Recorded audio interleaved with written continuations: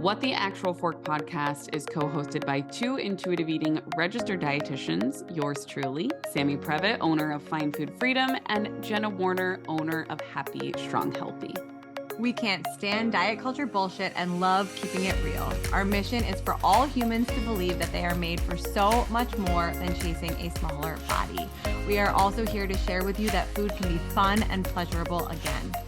Although we are medical professionals, we are human beings too. We are not afraid to share our deepest, darkest secrets and how many years of our lives were taken by diet culture. We started this podcast so no human has to feel alone in their journey towards food freedom. So get comfy and join us for a casual convo where you can expect to laugh, cry, learn, and grow.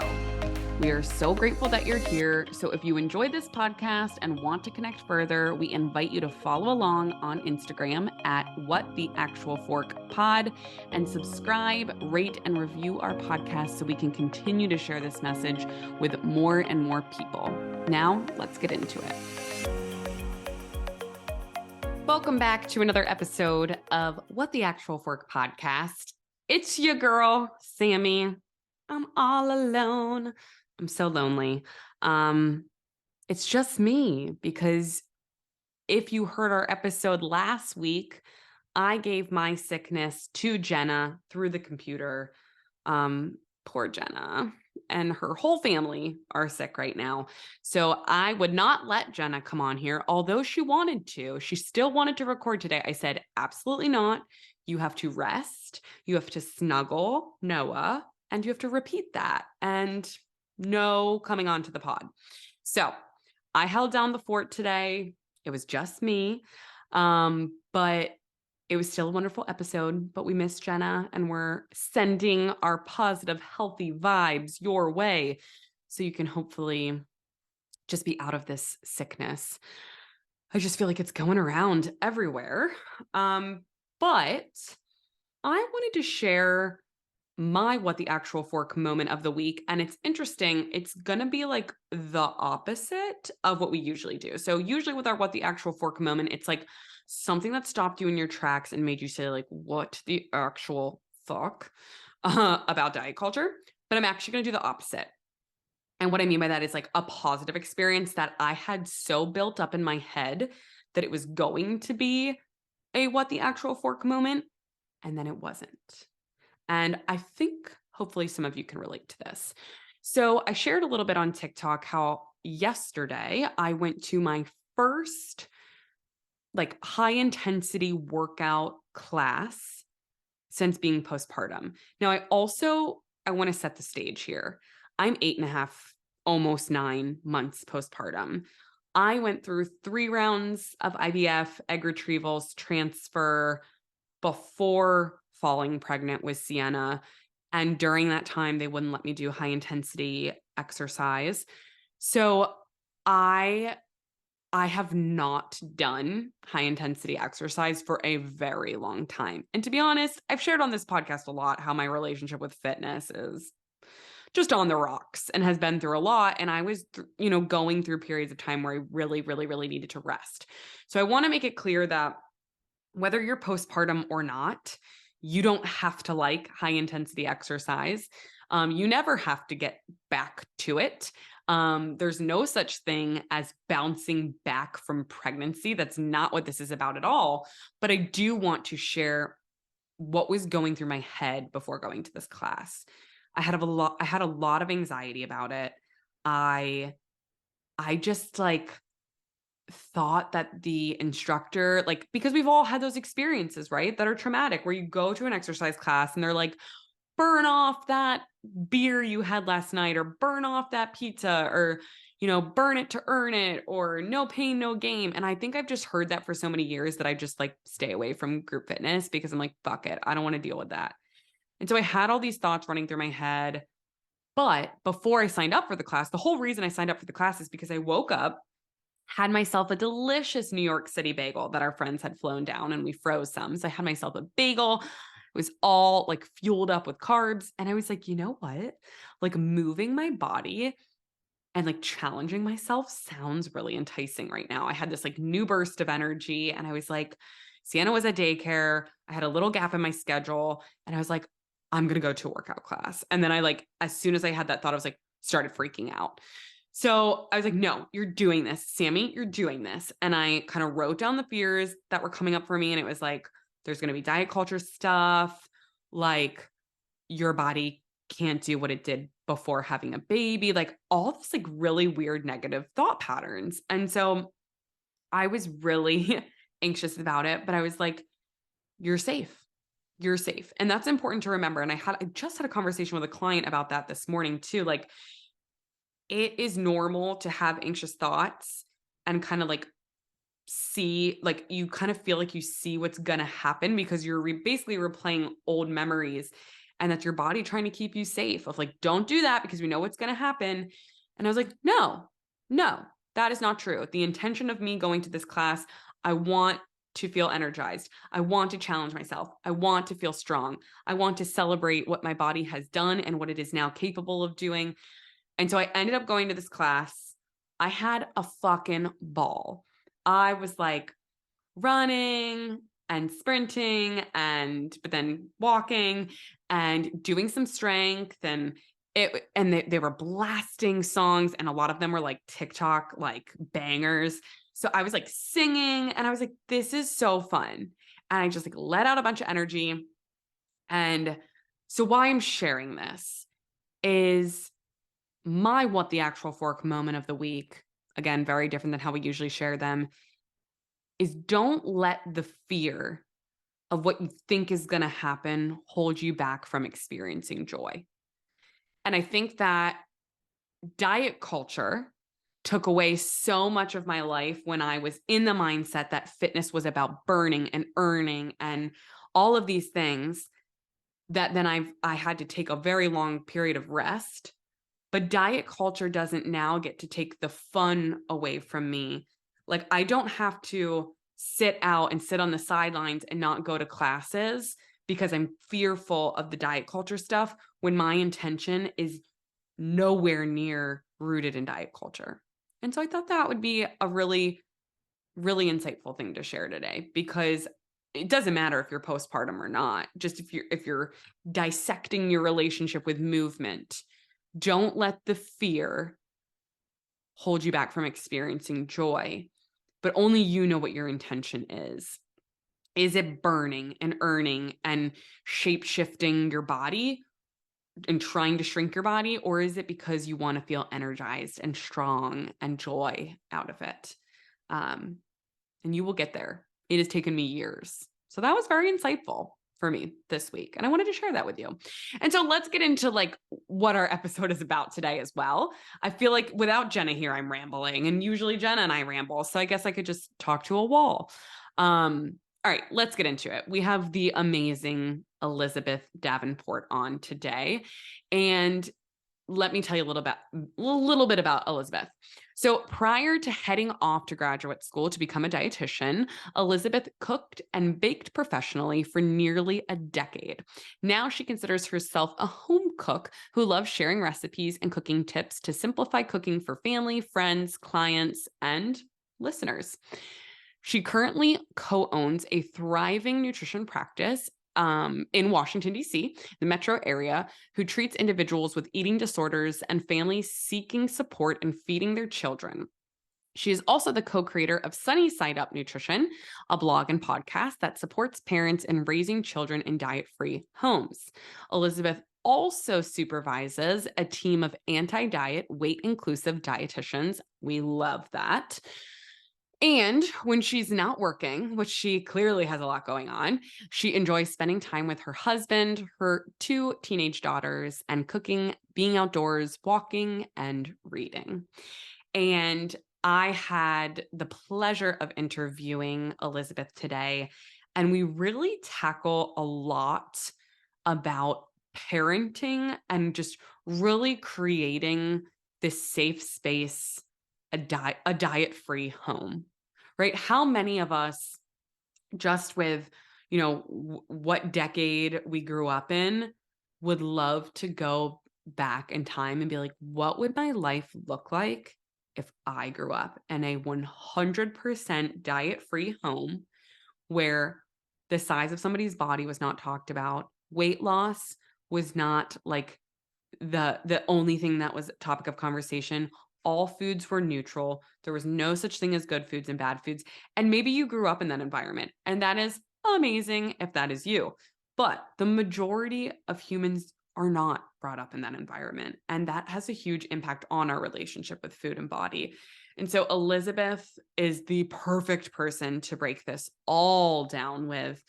And there are amazing resources that we also mentioned in our previous episode with McCall Dempsey that I had to bring back up because we've had so many of you truly like reposting on Instagram these resources. So please stay till the end because there are so many free resources at Sunny Side Up Nutrition that you're going, if you are a parent, you are going to want to take advantage of, and just know that they exist, even if you think maybe sometime in the future you could be a parent. So enjoy this episode, save this episode, review this episode, and please send this episode to a friend in need. If you know a new mom, a new parent, just people that are supporting children, this episode is so important. So let's get into it. Okay, Elizabeth, our first question is, it's a question we use with every single guest that we have. And we like to start with your what the actual fork moment of the week, month, year. It could have just happened to you. It could just be the most profound one that sticks out to you. But what lately in diet culture has stopped you in your tracks and made you say, what the actual fork is this? Oh my gosh. You know what I'm going to say. I know what you're going to say. You know why I know this? Because it's been the same answer for every single guest since these guidelines came out, but I'm going to hand it right over to you. Yes. The new, well, not so new now, American Academy of Pediatrics guidelines. They're just, I listened to your episode with Christine Byrne, actually, the day they came out, I think, or right around the time. It was the day after. Yeah. We recorded with her and we just like couldn't talk about anything else. It helped me channel my anger.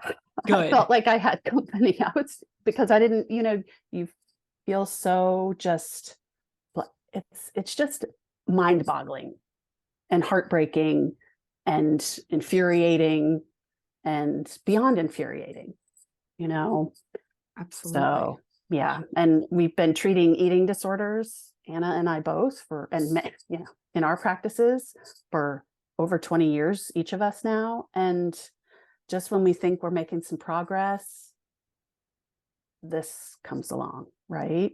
We want to help people they're basically saying, let's just go ahead and give kids eating disorders.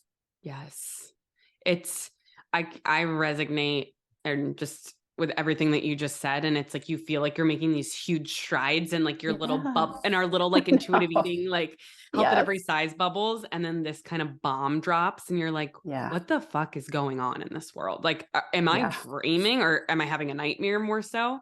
Yes. And it still feels surreal that people would actually in their minds think that these guidelines are actually okay. Mm-hmm.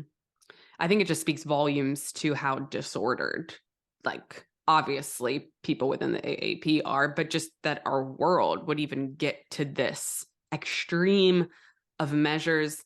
I already thought they were ridiculous for adults, but then to loop children into this, like I think it was saying like behavioral counseling, like age 2. Excuse me, what? Yeah. What happened to being a kid? I know. Yeah. Well, and it's going to put so much pressure on parents. Yes. Well, thank you. I mean, this is such a perfect segue to, our topics today, because in your practice in Sunny Side Up Nutrition, you guys specialize in supporting parents and raising children in diet-free homes, right? Like that is the core of what you do. So let's go back to what you just said. You said this is going to put such pressure on the parents. And I think that's something I would love to shift to. Like, when I heard these guidelines originally, my anger and frustration was just, for these children, but then to bring in the perspective of these parents who of course want what's best for their child. Right. So then they're being told by a medical professional, oh, you should put your child on this injectable weight loss medication or put them under the knife. Yeah. How does that impact a parent. Well, and how does that impact the parent-child relationship? Yes. Also, I mean, and the reality is this is going to have a bigger negative impact, sadly, and most likely on underserved, underrepresented populations, which could be a whole nother topic. But I think you answered it perfectly by saying how it'll impact the relationship between the parent and the child. Because imagine being the child and you undergo bariatric surgery at age 13. Yeah. And then let's fast forward 20 years to, okay, now you're 32 and you're trying to have an adult child, adult parent, adult relationship. How do you not hold resentment towards this parent? Well, the sad thing is, well, it's all sad, but one of the issues with this is that with the guidelines is that kids are going to be told that their body's wrong. Mm-hmm. And no kid should ever hear that. And it's going to have an impact on their self-esteem, on their autonomy, on all aspects of their lives. Yes, absolutely. And I think this will go nicely with, later in a few, I do want to ask you big tips to support a diet-free home. And I have a feeling that a lot of this is going to pair well with that. But before we get there, I'm really interested in your kind of history as a dietitian. Were you always an anti-diet dietitian? Were you always in the eating disorder space? Or how did your journey of becoming a dietitian start out? Well, I'll quickly tell before I was even a dietitian, I cooked professionally back in the 90s, before the Food Network was around. And I was the baker at a restaurant in Durham, North Carolina, and my friend and roommate happened to be a pediatric neurologist at Duke. And she said, "You work way too much." And so we sat down and she said, she worked with a lot of med students. She said, "What are some other things you want to do?" So we talked about it. And the next day I was looking into going to grad school to become a dietitian. And one of the things that I really wanted to do back then was to use my love of food and cooking to really help people and just teach people about food, especially kids. One of my earliest memories is cooking in preschool. Our preschool teacher had us make lunch for our parents. And I still remember stirring the tomato soup, like standing on a chair and stirring the tomato soup. But I loved it, right?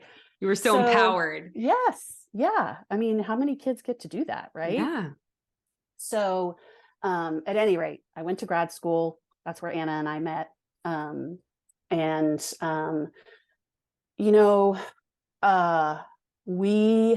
was interested in eating disorders in grad school. There was no courses offered at the time. Anna and I both got together and maybe with a couple other people did some independent study stuff on eating disorders. But then,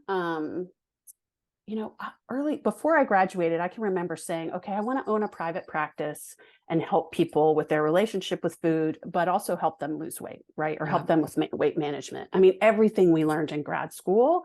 I was going to say back in the 90s, deeply rooted in,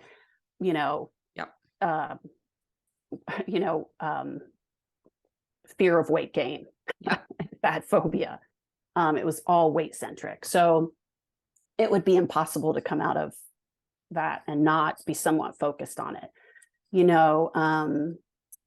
but I did not go into private practice and help people lose weight. So I'm relieved I didn't do that. I was going to say, I wish I could say the same thing. It's but okay, that is though. Amazing. It's okay. It's okay. Right. I think some of it was because just the path I took and also just my love of food. So I have always, as long as I can remember, believed that all foods are great, especially dessert and bread. Yes. And ice cream that falls under dessert. But at any rate, so I would say I probably became, I'm just thinking like in 2005, I started working at Children's National Medical Center in DC in their outpatient nutrition clinic. And it was at that time that I read Ellen Satter. Okay. And I also had a 1-year-old at the time, right? And for that first year of her life, I worked very part-time. Nothing to do with being a dietitian, but and I can remember, feeling like, oh my gosh, I have to like make all her baby food, and it's all got to be organic, and it's exhausting. Nobody can do that. Nobody can do that. Somebody told me recently, you'd be so proud of me. I'm making all of my child's baby food. And I was just like, oh my gosh. I said, you don't have to do that. Like, No, that's a I'm lot of work. I'm so fortunate this day and age. There's like all these pouches where everything's just like done. I'm like, here you go, babe. And she just slurps it right up. I'm like, perfect. Right? Those pouches with the spoons that come off. Oh, it's like, wow, we haven't made. Only had those. Yeah, I know. Yeah.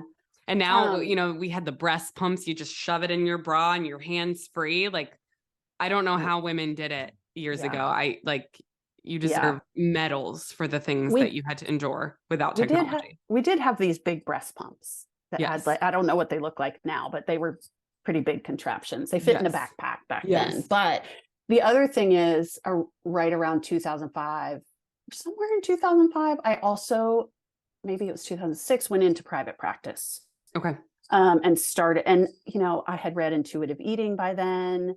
And so that is really the model that I followed. And with the kids that I worked with in the outpatient clinic at Children's Hospital, the kids and the families, oftentimes we'd get kids who, doctors referred them to the clinic because they felt like their weight was on a trajectory that made the doctor uncomfortable or worried, right? Mm-hmm. I'm trying not to say the O word. Of course. So, and I really, in my mind, I didn't ever say, oh, your kid needs to lose weight. Yeah. I really followed the Ellen Satter model. And though there's some problematic language in her, one of her books, Helping Your Child Without Hurting, I think it is, I really followed that model with families. And so that's the answer to your question. Yeah. Well, that sounds, I mean, that's amazing.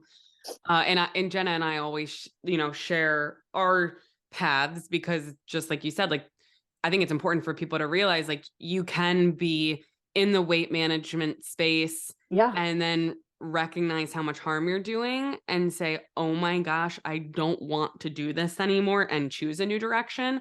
Right. Although it's really freaking hard, I can attest to, it is worth every tear and unlearning and whatever it is, because your life becomes a lot more fulfilling and you actually get to help people and not harm them. Right. But when I hear stories like yours, I'm like, oh, I can't even imagine what it would have been like to not have to look back and cringe at some of my counseling. But once we learn better, we do better. But I have to say, right, everything I learned in grad school was weight centric. So the chances are, there are chances that, there are some people that I gave advice to that was possibly harmful. Which is hard to think about, but it's not unlikely. Yeah. Right. And like you said, it's a part of our coursework, and there's just so much that needs to be changed within the field of dietetics. And oh my gosh, we're slowly inching that direction, I hope. So let's get into, you have 2 teenage daughters, one in high school, one in college. Yes. And so I would love to hear, like, I know you mentioned, when you started your private practice, you had a 1-year-old at the time. So how did having children impact how you functioned as a dietitian? Was there anything that then having children and kind of, playing out, like, oh my gosh, what I say and what I do and how I act around food, I'm directly seeing it impact them. Did that change anything within your practice? No, I would flip it around and say I think being a dietitian helped my parenting. Really everything that I learned from reading Ellen Satter and intuitive eating book, I think was incredibly helpful. I also helped that, like, I was 36 when my when I first had kids. So I think that also helped, right? I just had a whole lot of 100%. life experience. And but yeah, I really feel like it helped me really also, I don't know about in your house, but when my kids were younger, it was hard for my husband to understand that they could get dessert, that we would offer dessert no matter what they ate, and they didn't have to eat everything on their plate. He came around quickly. But, I think it also helped that I'm sure it helped that I was a dietitian to say, this is the way we're going to navigate food in our house. I didn't say it quite like that. That sounds kind of like, this is how we're going to, you know what I mean? You know what I mean? Absolutely. So, yeah, I mean, I'm really glad that I am a dietitian, and I have both my kids were, and still are, not, they're just, but they were picky eaters, both of them, somewhat picky. And I think if they hadn't been, if I hadn't been a dietitian, I probably would have been making them take bites of food that they didn't like, and, pressuring them to eat things. And as a result of being a dietitian, I knew, okay, we don't want to tell them they're picky. We don't want to make them feel like that it's something wrong to be picky. And I myself was pretty picky when I was a kid. So, which I remember, and my parents never, my mom, I was raised pretty much by my mom from 5 years old on. She never said anything about, you must eat this. There was no pressure for being picky. And my grandmother used to, make sure she strained my orange juice because I didn't like the pieces in it. So I remember. But I think, yeah, it just really, yeah, I haven't thought about this actually, it really in this way. And it has really been incredibly valuable to be a dietitian, and have the foundation I had when my kids were young, because they really have been raised in a house that's, no comments about weight or food, no negative comments about food, no negative comments about people's bodies. It's a very, body inclusive home, all foods, so yeah, I'm grateful I'm a dietitian. I love that reframe. I loved how you flipped that question. And I know Jenna's not here with us right now, but Jenna and I both had our first within our 30s. And I couldn't agree more. Like we say all the time on this podcast, we are just so grateful that we were where we were with our relationship with food and our body before having our children. I ended up going through years of infertility, but had I had a child when I started trying, I feel like I look back now and I'm like, there was a reason, like I wasn't ready to have a child there. And again, it would have been a miracle and it would have been a blessing, but like, I'm so grateful that I had her when I did, because I learned so much throughout those years. And like, just like you said, now she's in a household where there's no negative comments about food or body or, all of these things. No scales, no. Exactly. And I just can't imagine, experiencing that. I think we're always postpartum once we have a kid, but those fresh postpartum weeks and months, not being at peace with my body and knowing how to go through that. Like there's just, being a dietitian, it's a superpower. But so I love how you reframed that. So you started to mention some things of like, a home free of negative talks about food and body. So I think this kind of naturally leads into our next question of just, the 3 biggest tips that you can give to listeners to support a diet-free home. And I don't know if these are going to be drastically different for like a toddler home. So let's think like toddler home / like teenage adult home. So if you want to split it, if you're like, no, they're the exact same, I would just love to hear like, what are the 3 biggest things that come to mind for you? I'll start by saying that I often say that teens and toddlers are very similar. Amazing. Good to know. I'm taking notes. Just teens look like and often sound like adults, Mm-hmm. right? And I think, one of the things that happens with parents is that they see this, we want our kids to be independent. And sometimes I think parents take the structure away too soon Okay.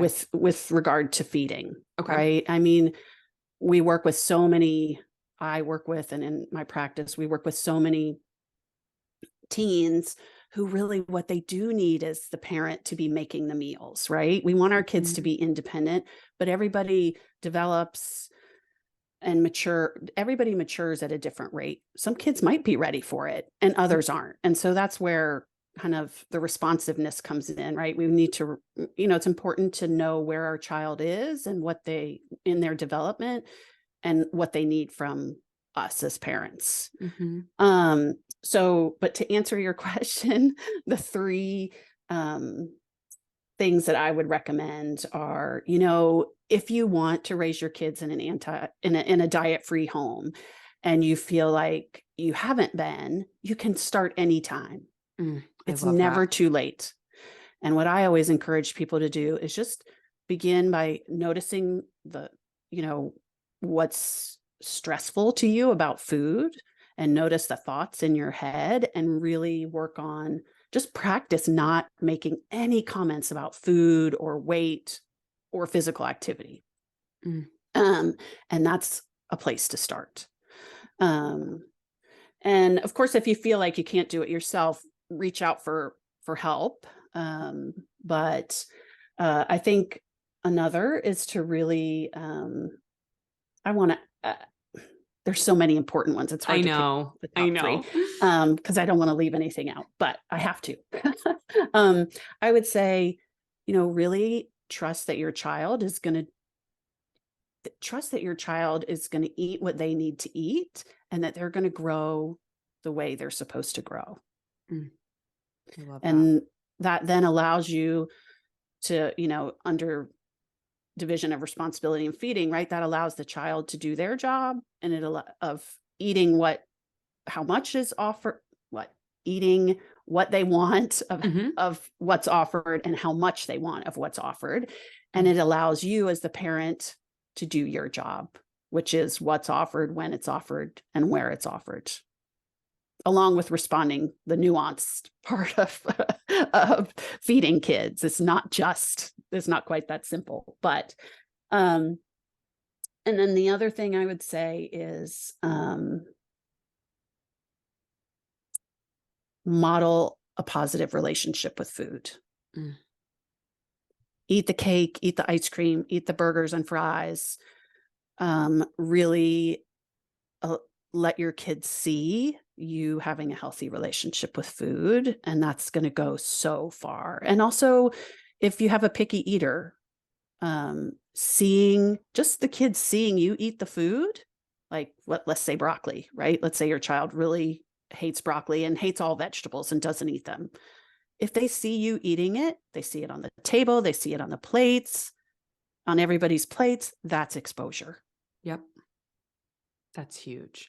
I love that you brought that point up. And that's often my answer when people are like, how do I, make sure my kid has a healthy relationship with food? I'm like, can we turn inward first, right? Can we work on our own relationship with food? Yeah. And that actually brings me to a random kind of question, but it's along these same lines. We used to take teens at our practice, but we're adult only for the time being, because I found that a lot of times we were getting teens, it was the parent coming in, pointing at the child, usually saying my child needs to lose weight, which, as we know, is extremely problematic. Or it was, my child's a picky eater, my child won't eat this.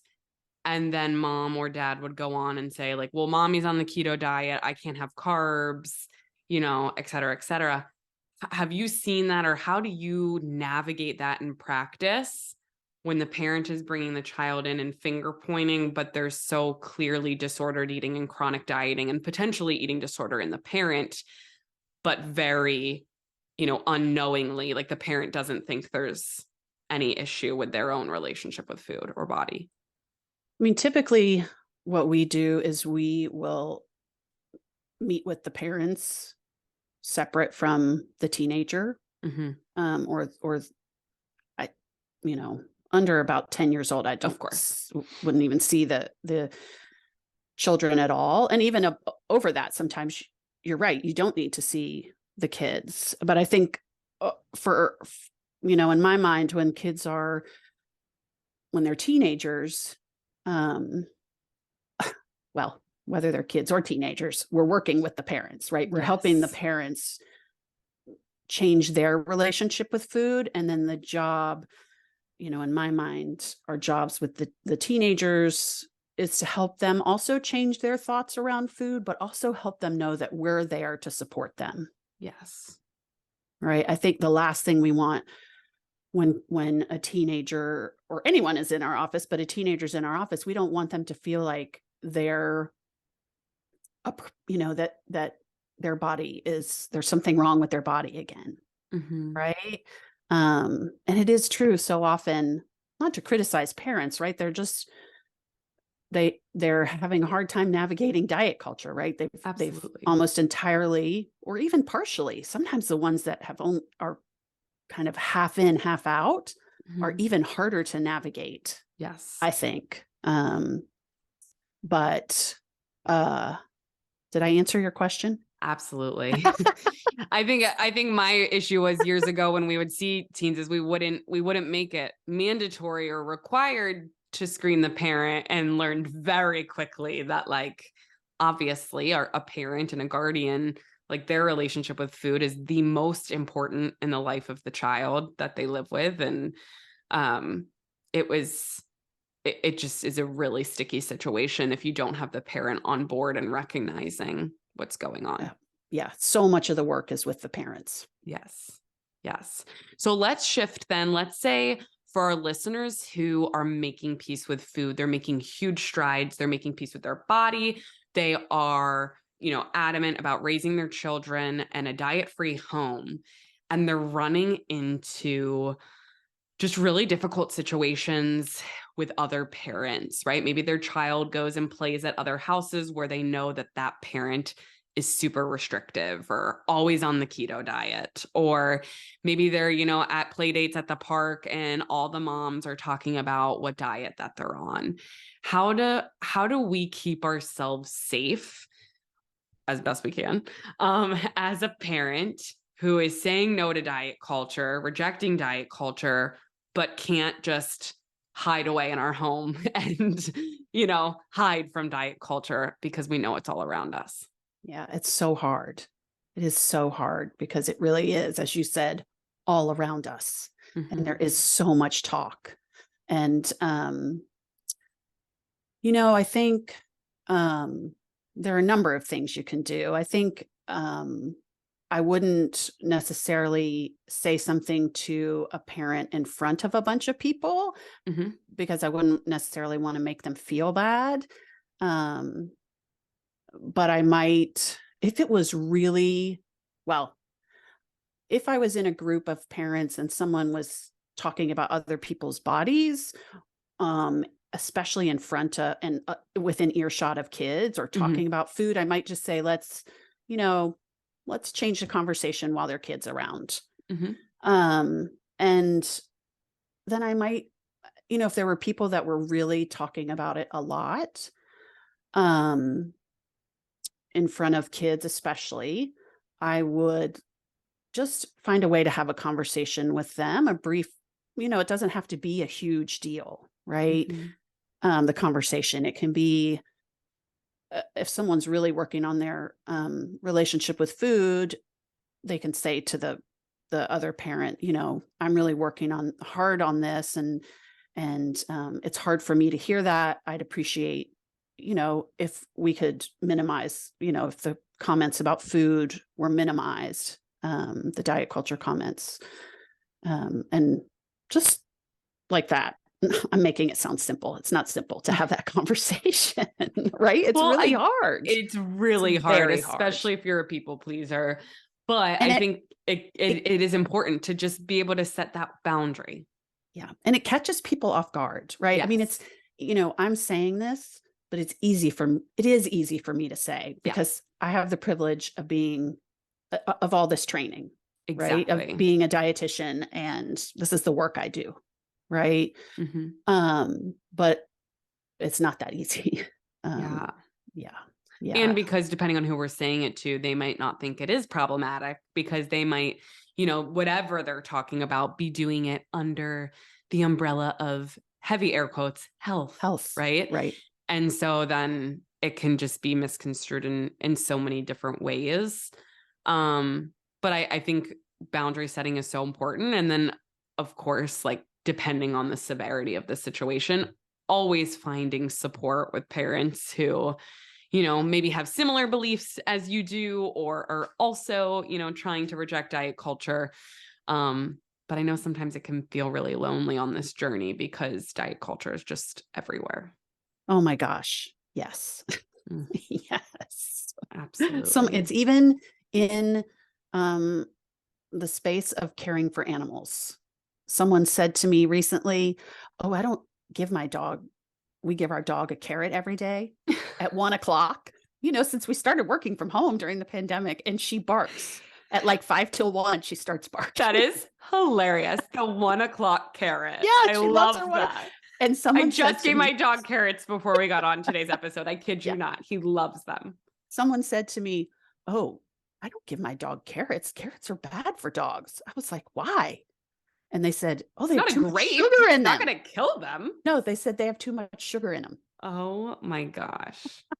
I know. Well, you see these, I'm not going to say that I don't want to give any, free marketing to some of these companies, but like there's some of these dog food companies that it's like fresh, organic, refrigerated only. It's like so expensive. Yes. And it's like, what happened to kibble? Like the dogs love it. They eat it. They're growing. They're fine. Yeah. Yes. And all this to say that diet culture is everywhere. Everywhere. All under the sneaky wellness culture now. And it just, I forget, has Christy Harrison's new book came out? She's writing a book on this. It's not out yet. Soon. It comes out in April. I think it comes out towards the end of April. Amazing. Because I believe that's what she's really honing in on, is just this wellness culture. And so I'm excited for that. So, okay, Elizabeth, tell our listeners, if they're like, okay, I am a parent, I'm struggling, I want more information, I want to learn more about Sunny Side Up Nutrition and all things that you do, where should they go? Where's the best place they can find you? You can find us on Instagram at Sunny Side Up Nutrition. Same thing for Facebook. And then we also have a podcast, Sunny Side Up Nutrition Podcast. And we also have a blog and a newsletter that we send out monthly. Amazing. And I'm going to plug for you only because we've had people posting on Instagram since we had McCall on. McCall mentioned some of your resources on your website, and we've had some of our listeners going and printing out like the resources that you have, free resources, everybody who's listening, of, like a letter to give the doctor if you don't know how to, set that boundary about weight with your children, or letters to send to school if there's like air quotes, mandatory weigh-ins. And so you guys have some amazing resources on your website. We actually just on Friday released, we did this in conjunction with the Carolina Resource Center for Eating Disorders. It's a parent resource for how to navigate the AAP guidelines. So that's also on the site. Okay. That is what a perfect way to start and end the episode. Yes. We started with like that fiery flame of the AAP guidelines. And it's like, okay, if you're going into the doctors and you want some help and some assistance, then absolutely go to sunnysideupnutrition.com and get some of those free resources there. Thank you so much, Elizabeth, for your time today. Thank you. This has been great. Thank you guys so much for listening to another episode of What the Actual Fork Pod. We know there are a lot of pods out there, and we are so grateful that you are here listening with us. So if you enjoyed today's episode, please be sure to subscribe, like, share with all of your friends and faves, and don't forget to rate and review and let us know what you want to hear more of. The more we hear from you, the more that we can make these episodes exactly what you want. We would also love to connect with you on Instagram at WhatTheActualForkPod. We promise to continue to bring you the hottest topics, greatest guests, and the most fun you can possibly have fighting diet culture bullshit. We love you, we appreciate you, and we will see you next week for more fun.